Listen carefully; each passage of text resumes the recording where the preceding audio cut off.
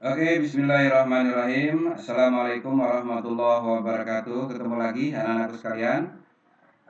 Kita di video ini akan melanjutkan menjawab soal nomor 4 dan nomor 5. Oke, baik anak-anakku sekalian. Sebagaimana yang selalu Pak Su sampaikan bahwa di dalam menjawab soal itu usahakan menggunakan kalimat yang sempurna. Jadi jangan menjawab soal itu dengan menggunakan satu kata ya. Kalau satu kata itu bukan jawaban dalam bentuk kalimat ya. Oke, baik, kita lanjut aja ke nomor 4. Nah, pertanyaannya adalah Man Abdul Hakim. Siapa Abdul Hakim itu? Nah, untuk menentukan jawabannya, kalian bisa melihat bacaan yang sudah kita terjemahkan, yang sudah kalian terjemahkan. Siapa mana kita cari mana yang namanya Abdul Hakim. Siapakah Abdul Hakim itu? Oke, sampai situ kita lihat di oke, di sini Zain. Kemudian Zain itu bukan, berarti Abdul Hakimnya mungkin agak jauh. Ini Sulaiman. Kemudian di sini ternyata di sini ada ya. Abdul Hakim, di sini ada Abdul Hakim. Zalika jadi ismu Abdul Hakim, ana hafiduhu. Nah, kalau begitu, siapakah Abdul Hakim ini?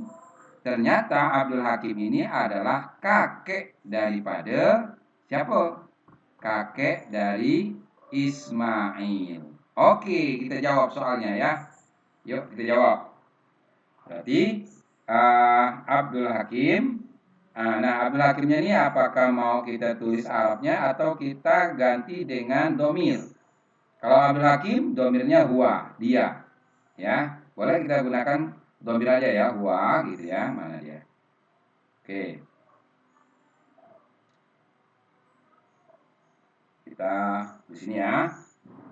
Berarti di sini kita tulis huwa. Kecil ya. Huwa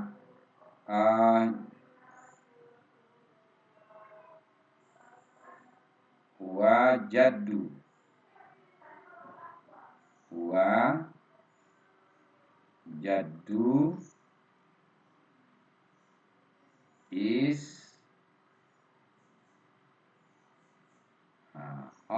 ini makin jelek yang bahasa ini. Enggak apalah. Gitulah. Jadi huwa jaddu Ismail.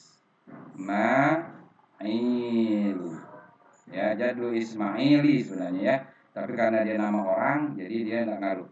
Jadi huwa jaddu Ismail. Dia adalah kakek Ismail. Gitu ya. Lalu pertanyaan selanjutnya yang kelima. Ini kita ganti coba agak besarkan sedikit.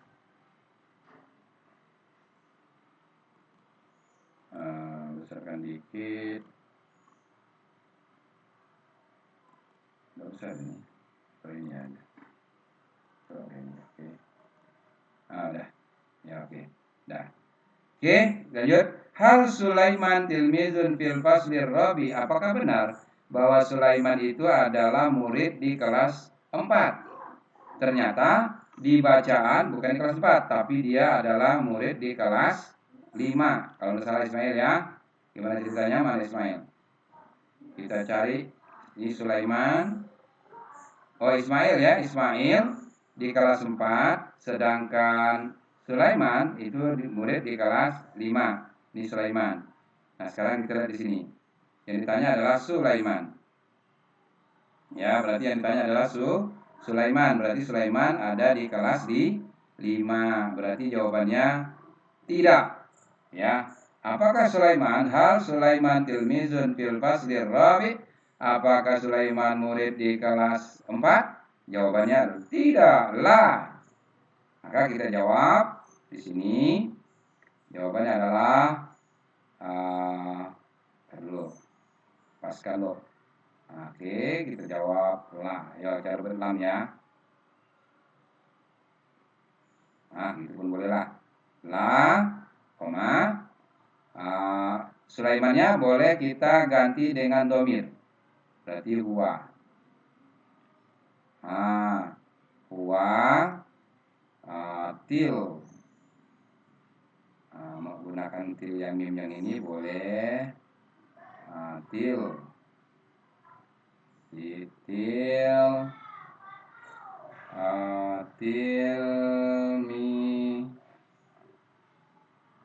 Tilmizun. Kemudian fil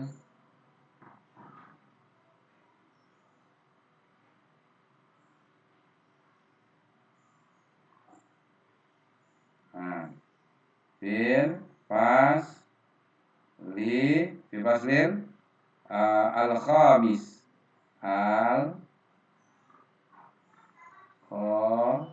Gitu ya. Fil faslil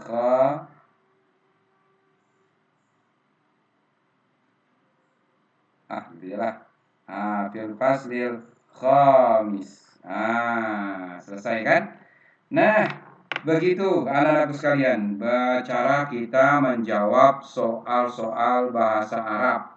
Ya, jadi usahakan menjawab soal itu harus lengkap karena penilaiannya dihitung dari per kata.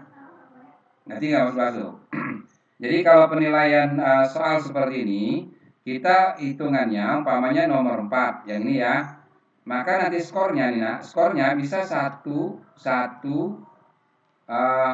skornya ini 1, yang ini 1, 2, 3. Jadi nomor 4 nanti itu skornya umpamanya soal nomor 4 itu skornya berapa? Skornya umpamanya 3.